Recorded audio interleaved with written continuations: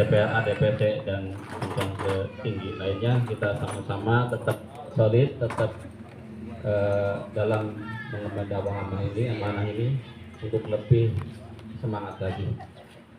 Baik Bapak Ibu yang dimuliakan Allah Subhanahu wa taala, selanjutnya kita akan mendengarkan ya parlementaria ataupun sebutan dan yang lainnya akan disampaikan oleh Pak Haji Jalal. Beliau adalah anggota Dewan DPR RI di PKS. Alhamdulillah beliau diamanahkan sebagai anggota Dewan pada periode kali ini. Oleh karena itu, dipersilakan Pak Haji Jalal untuk bisa ketua DPR Cibalong Sarimunya edan untuk pada acara siang hari ini. Silakan Pak Haji.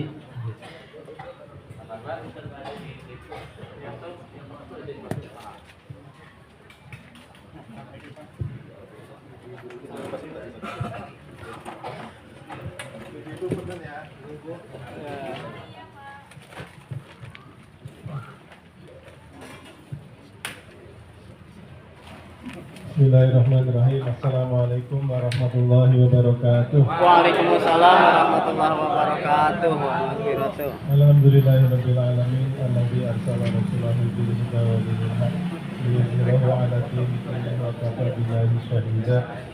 Asyhadu an la ilaha illallah wahdahu la syarika lahu wa asyhadu anna Muhammadan abduhu wa rasuluh.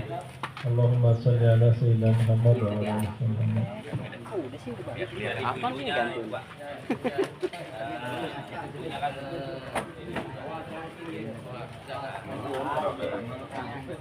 Yang sama-sama kita hormati Ustaz Badran yang tadi sudah memberikan kajian luar biasa buat kita semua. Pak Joko Lomo, Ketua DPC kemarin dengan segenap jajarannya, teman-teman senior, ada Kang Adin, ada Kang Budi, ada Ketua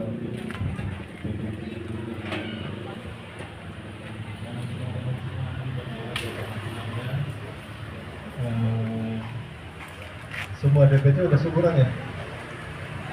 Belum? Alhamdulillah saya bisa hadir memenuhi undangan mendadak dari Bang Johar. Mana Bang Johar Makmun? Itu Pak, di jalan. Dia yang undang saya itu ya. Jadi memang minggu ini harusnya saya jadwalnya nganterin anak. Jadi saya punya anak 6, anak ke-6 itu pengen jadi Ustadz Hidayat gitu. Jadi sekarang sudah nggak fokus belajar, jadi pengen karantina setahun di pesantren biar 30 sudah selesai dan bahasa Arabnya cukup untuk memenuhi, pengen ke Al-Azhar atau ke Medina gitu. Jadi tapi alhamdulillah saya udah di sana. Nanti saya nganternya sore, jadi saya siang ke situ dulu untuk bersamai teman-teman Kerawang yang sedang syukuran. Bagaimanapun saya di Dapur 7 ini kan Bekasinya tidak menang gitu ya, Purwakarta tidak menang, dari kemenangan Kerawang ini menjadi kabar bahagia, menjadi menghibur buat saya pribadi terutama gitu ya. Jadi karena kan saya menggantikan Pak Sehu dan menggantikan Kang Pipik gitu ya, jadi beliau berdua belum menang gitu ya. Jadi mudah-mudahan tadi saat Adnan sudah menyemangati kita, ada atau tidak ada pilkada gitu, ada atau tidak ada pilek, kita memang harus kembali ke jati diri kita adalah partai dakwah, partai yang selalu memberikan pelayanan, memberikan kontribusi buat masyarakat semata-mata agar bangsa ini ya, umat ini bisa bertakwa pada Allah gitu ya. Jadi kalau kita sama bertakwa, mudah-mudahan nanti jalan-jalan kebaikan, jalan-jalan rezeki bisa kita dapatkan. Izin ya, mungkin saya cerita sedikit aja. Jadi memang DPR ini kan tugasnya legislasi, pengawasan dan anggaran. Saya sudah 2 bulan, kebetulan Komisi 2012. Bapak mau ngomong Mbak? Pertama terima kasih kepada teman-teman di DPC Klari ini. Meskipun suara saya tidak banyak ya, tadi Ustaz Badran sudah menceritakan gitu ya. Jadi takdirnya saya nomor 3 tapi yang dilantik dengan segala dinamikanya itu, sehingga pastinya saya si DPR RI Ustaz Budiwanto di provinsi mengisinya ada dua ya, ada Haji Taufan dan Pak Agus gitu. Mudah-mudahan nanti kewajiban kami nih sebagai yang sudah terpilih untuk bisa memberi kontribusi terutama di dapil terutama di struktur gitu. Makanya saya minggu depan sudah mulai reses. Mohon maaf ya, jangan buru-buru lagi kira-kira gitu ya. Tapi karena 5 tahun ya, kelebihan DPR itu tiap 3 bulan reses gitu ya. Resesnya itu bisa banyak lah gitu. Jadi sehingga nanti kita akan atur, kita akan mulai dulu dari DPD, DPC. Mungkin kita diawali nanti per dapil dulu, dapil 1, 2, 3, 4, 5, 6 biar diatur nanti sebuah kebagian. Nanti baru setelah itu di periode kedua ketiga di bulan Maret, kemudian Juni, September sampai Desember tahun depan itu kita akan mulai ke DPC. Setelah itu kalau memungkinkan kita akan turunkan ke DPR. Jadi kalau satu DPR tidak memungkinkan bisa kita gabung 2-3 DPR. Tapi intinya memang ini selain Bang Ali, siapa yang pernah dengar saya kampanye dulu? Ada yang pernah mengikuti kampanye saya nggak dulu ya? Selain Abu Ali. Ya, jadi saya pernah janji akan reses sepanjang masa gitu ya. Kemudian saya pernah janji pengen kehadiran saya di DPR itu bisa dirasakan oleh teman-teman di masyarakat terkecil di DPR kira-kira gitu ya. Jadi itu insya Allah akan minta doanya, akan saya berkhidmat untuk goal itu ya, supaya apa? Supaya keberadaan kita di DPR itu benar-benar bisa dirasakan. Makanya silakan kalau untuk mantu nyunatin gitu ya, atau paman di BNT juga sama, mantu nyunatin atau mungkin ada kabar duka itu infokan ke Kang Adin, ke Ustadz Asep, mana Ustadz Asep. Nah itu ya, jadi nanti paling tidak kalau undangan dikasih selama saya tidak bergerak, insya Allah saya akan hadir. Karangan bunga akan hadir duluan kira-kira gitu ya. Jadi ya mudah-mudahan nanti kalau kalau jadwalnya tiba-tiba banyak itu kita atur-atur ya, mudah-mudahan sebisa mungkin kita akan hadir. Kalaupun tidak mohon dimaklumi, paling tidak karangan bunganya akan hadir di undangan-undangan Bapak Ibu semuanya. Itu yang pertama ya. Kemudian yang kedua, kita pengen ikhtiar, saya bikin timnya banyak gitu ya. Ada tenaga ahli, ada staf khusus, bahkan ada tim dapil. Terakhir salah satu tim dapil semata-mata pengen kita bisa mengawal aspirasi cepat, kita bisa ada nanti program pemberdayaan ekonomi, karena kebetulan saya di Komisi 12, kemitraannya itu kemudian SDM, kemudian lingkungan hidup, kemudian investasi, di situ ada Pertamina, ada PLN gitu ya. Mudah-mudahan nanti Kang Adin dan teman-teman bisa mengajukan proposal pemberdayaan apa sih yang bisa kita sampaikan untuk memberdayakan teman-teman di level di kecil maupun masyarakat. Ya tapi jangan terlalu berharap tinggi ya, karena kan kita tahu nih kadang-kadang kuotanya terbatas gitu ya. Tapi sebisa mungkin kita pengen, karena 5 tahun ini kan kemitraannya banyak. Paling tidak nanti ada pertemuan-pertemuan seperti Bu Neti kemarin yang dibiayai oleh BPJS, bisa mengundang sampai 300-500 juga akan usahakan bisa dilakukan. Setelah itu tadi saya pengennya itu pemberdayaan supaya apa? Supaya teman-teman mungkin yang lagi punya usaha, lagi kayak mandek butuh modal, siapa tahu nanti ada CS dari Pertamina, dari PLN, dari Bukit Asam yang bisa kita peroleh gitu ya, sehingga itu bisa menguatkan usaha teman-teman. Mungkin yang belum punya usaha bisa mulai punya usaha, meskipun kadang-kadang kalau usia sudah 40-50 ini nggak mudah gitu ya. Jadi usaha itu bagusnya dari muda gitu ya, dari usia 20-25 udah usaha, sehingga saat gagal itu tidak trauma gitu. Kenapa kemarin saya menyampaikan di rapat dengan PLN, ternyata di Purwakarta ada keluhan pensiunan pada hidupnya tidak sejahtera gitu ya.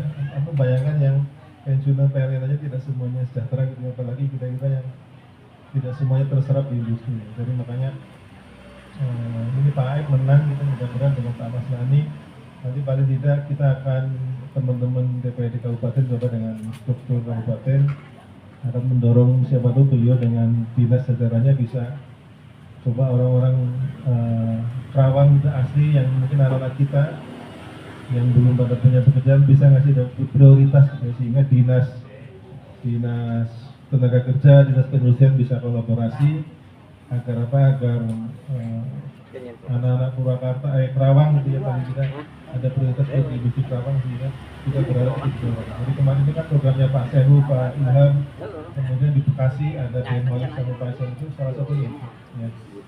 Nah, tapi karena belum menang gitu, jadi saya belum paham banget Pak Aep masalah sejarah. Tapi kita berharap karena kita salah satu partai pengusung, mudah-mudahan nanti teman-teman struktur dan DPRD bisa mengawal mendorong ini agar ada perhatian penuh ya terhadap masalah lapangan pekerjaan ini, karena pengangguran sedang banyak ya, ekonomi Indonesia belum membaik. Makanya ya mari kita, Presiden sudah terpilih ya, Pak Prabowo baru 2 bulan bekerja, kemudian Bupati kita sudah terpilih juga, DPR Kabupaten, Provinsi Pusatnya sudah, kita tinggal menunggu dan mendukung awal bersama-sama. Mudah-mudahan dengan kepemimpinan baru gitu ya, Pak Prabowo ini kita yakin banget beliau sangat konsen dengan kesejahteraan bangsa Indonesia, karena itu adalah visi besar beliau sejak dewasa kira-kira gitu ya, mungkin sebelum masuk Tentara. aktif militer bisa jadi beliau itu karena orang tuanya memang negarawan, pegawai ekonomi, kakeknya juga pejuang gitu ya. Jadi kakek Prabowo itu di Purwokerto itu yang mendirikan Bank BNI, Pak. Ya, Bank BNI pertama kali itu didirikan oleh kakek beliau di Purwokerto, itu masih museumnya ada di sana gitu.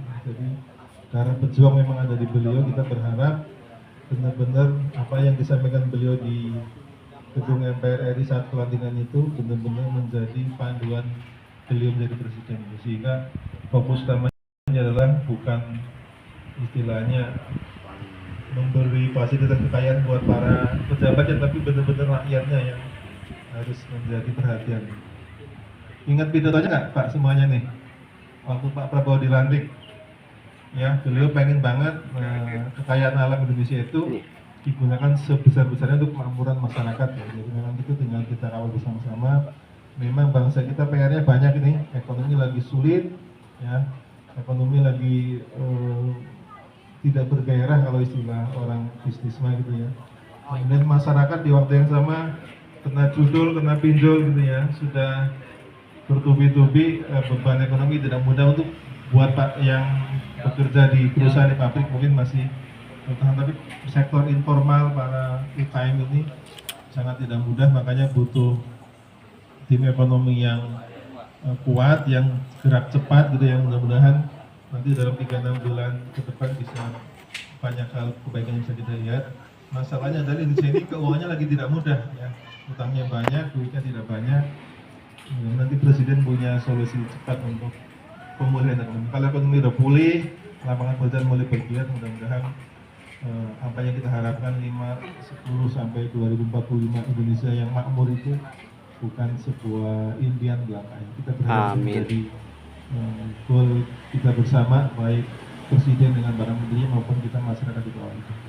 Yang tadi itu mungkin saya hanya bisa menyampaikan, saya akan komitmen karena memang saya sudah menjadi wakil teman-teman semua di pusat. Saya pengen pusat ini bukan sesuatu yang terlalu elit gitu ya, kita pengen saya bisa hadir, makanya ini kan acara DPC gitu ya, harusnya kan saya itu acara beberapa DPC kumpul gitu, tapi saya pengen kehadiran saya bisa dirasakan oleh teman-teman semuanya ya, bisa nanti kita di acara-acara yang baik programnya DPR maupun program dari kemitraan bisa kita lakukan bersama-sama. Yang tadi ya kita pengennya itu benar-benar kebermanfaatannya itu ada buat struktur-struktur di DPR. Jadi ini saya tanya dulu nih, ini ngaji belum nih? Sudah upah semua? Sudah. Belum ya? Nah, yang belum nanti segera nanya ke teman-teman DPC supaya bisa upah. Upah itu nggak bukan suatu menakutkan gitu ya, jangan kayak dulu ya, anggap sekarang itu pengajian itu ya pokoknya ketemuan, yang penting kita punya ikatan batin untuk belajar gitu ya. Kenapa? Karena kita ini hidup di dunia kan nggak selamanya ya. Saya udah 53, mungkin Sadbudi udah berapa Sadbudi? Udah kan ternyata. Jadi yang sudah 50 ke atas ini kan jatah hidupnya tidak lama lagi gitu ya. Kita akan menghadap Allah, kita akan mati kira-kira gitu. Jadi ngaji ini bagian dari kita menyiapkan bekal. Selain bagaimana juga belajar tentang berbuat sesuatu untuk bangsa dan masyarakat itu kira-kira gitu. Jadi nanti di reses saya itu memang gitu. Jadi kalau reses di level DPR itu ya ada 120 orang, yang 50 sudah upah, yang 70 itu kita berharap bisa upah gitu. Kenapa nanti kalau saya ada program-program dari kementerian itu, orang-orang yang sudah upah ini akan kita prioritaskan.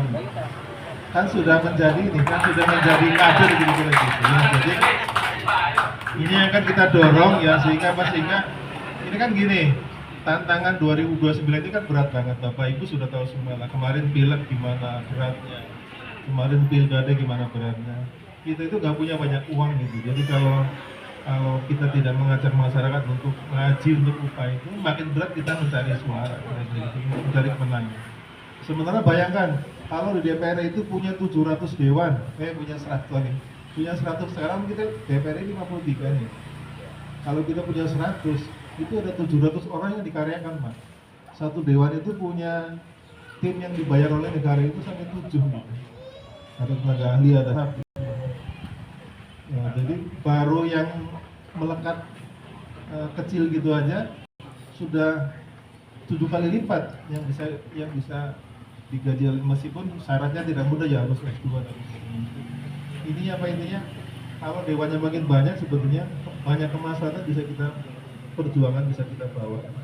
Jadi sementara kan kalau situasinya harus serangan pagar, harus ada sirup dan lain sebagainya ya, kita itu kan tidak punya gitu ya. Ini alhamdulillah DPC bisa syukuran mandiri gitu kan, berarti kasnya banyak gitu. Amin, alhamdulillah. Nah jadi ya memang semata-mata karena kita menang ya, jadi bahagia lah, uangnya bisa dicari dari mana-mana gitu. Ini hiburan di Jawa Barat, betul kata Pak Ustadz Naddan. Jawa Barat memang sedang ujian, kita harus pelajari bersama-sama. Kenapa dari sekian kota kabupaten yang pilkada mungkin sedikit yang menang gitu ya. Jadi kita harus apa tuh? Jawa Barat maju, Puteng Rahayat meluncur. Salah ya. Jadi tentunya nanti DPW, DPD dengan DPC akan mencari tahu paling tidak buat 2029 apa yang harus kita perbaiki, harus kita siapkan ya. Makanya tantangan kita tidak mudah ini ya, terutama teman-teman di DPR, karena DPR, DPD, Provinsi, Kabupaten menjadi harapan bagi teman-teman semuanya. Tapi tadi ya saya akan berkomitmen semaksimal yang bisa. Mohon maaf kalau belum memuaskan, kita tunggu Tadi pakai kosan. Saksi mana kosan? banyak hal yang bisa kita buat ya, supaya kebenaran PKS makin terasa di masyarakat, makin banyak pesertanya. Makanya tadi saya pengen nanti ya di reservasi saya bahwa ini teman-teman DPC bisa dipahami, kalau nanti titiknya sudah DPC DPR yang pokoknya kalau ada peserta reses dari jalan yang belum upah kira-kira kita akan coba upahkan ya. Nanti dengan DPR atau mau dengan relawan nasional itu formalnya seperti itu, kita pengen mereka terikat gitu, sehingga nanti apapun program yang kita bawa dari pusat itu ya, nanti kita akan prioritaskan adalah teman-teman yang sudah terikat ini. Itu yang kita harapkan, sehingga pastinya mudah-mudahan 5 tahun ini banyak hal besar yang bisa kita mulai bangun supaya menjadi kekuatan kita untuk 2029 ya. Lihat tadi Ustaz sudah menyampaikan ya, teman-teman pilkada belum selesai hitungan gitu ya, ada musibah di Sukabumi, kita sudah lihat teman-teman dari berbagai kota, dari relawan-relawan dan kepanduan sudah turun gitu. Itu memang sudah menjadi spirit kita, perjuangan kita, panggilan dari kita, menjadi karakter kita yang melayani masyarakat itu. Dan ini memang terus akan diperkuat, akan diperluas terus. Itu saja mungkin ya. Pertama terima kasih atas undangannya, dan saya mengucapkan selamat kepada teman-teman di Kerawang ya, baik struktur maupun relawan Aib Maslani yang telah memenangkan kontestasi. Nah, kita berharap kemenangan ini ada hikmahnya, ada hasilnya. Jadi kita berharap benar-benar Kerawang bisa maju dipimpin oleh beliau. Amin. Kita sebagai struktur DPC, DPR yang DPD, kemudian dengan para anaknya bisa mengawal bersama-sama. Ya, mudah-mudahan nanti komunikasinya bisa baik ya, sehingga apapun aspirasi dari struktur bisa kita kawal bersama-sama untuk bisa diperjuangkan oleh bupati dan wakil bupati terpilih. Ya, kemudian yang berikutnya